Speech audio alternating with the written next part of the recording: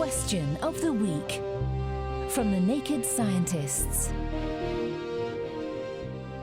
Hello and welcome to Question of the Week. I'm James Titko. This week's question comes in from John.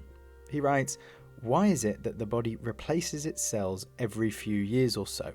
It's not clear why this is beneficial from an evolutionary perspective. My old arm was working just fine. Thanks, John. You've touched there on the fascinating phenomenon of cell regeneration.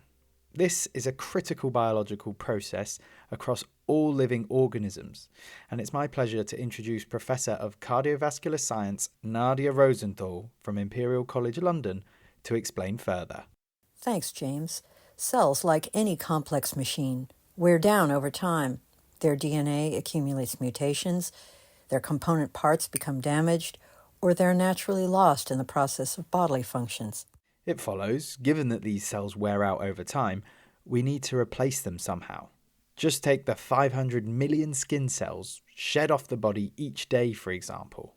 Exactly.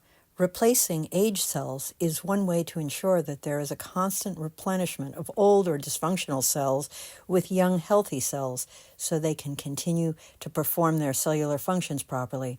Most of the 37 trillion cells in our body maintain the capacity to replace themselves by producing daughter cells from small populations of progenitors set aside for this process. Given the amazing variety of functions cells are responsible for, not all of them regenerate in the same way. Skeletal muscles last for decades, while your nerve and heart muscle cells are the same ones you've had since you were a child. Indeed, healthy cells only divide when necessary, and the process is tightly controlled. Otherwise, your arm wouldn't keep its exquisitely choreographed functions.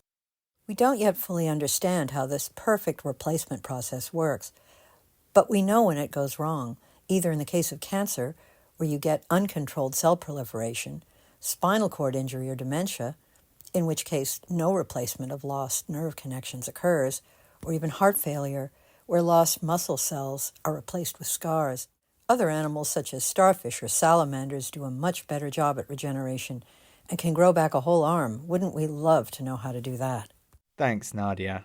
To recap, as cells get older, they incur more damage, which can lead to more mutations and a greater likelihood of things going wrong.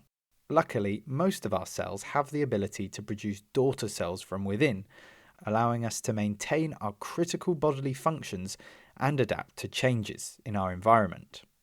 Thanks for the question, John, and thanks again, of course, to Nadia Rosenthal from Imperial College London. Next week, we're answering this question from listener Andrew. Hi, I've been doing some GCSE practice maths papers with my son today. I find it quite amazing that I can still answer some of these questions, given that I've not used any of this maths for probably 40 years. And we both agreed that remembering maths feels quite different to recalling facts for other subjects. Why is that? And is a different bit of the brain used to remember maths? Thanks. Another corker of a question, and one you can have your own say on over at nakedscientist.com/forum. Be sure to drop us a line also if you have a question of your own. The address is chris@nakedscientists.com.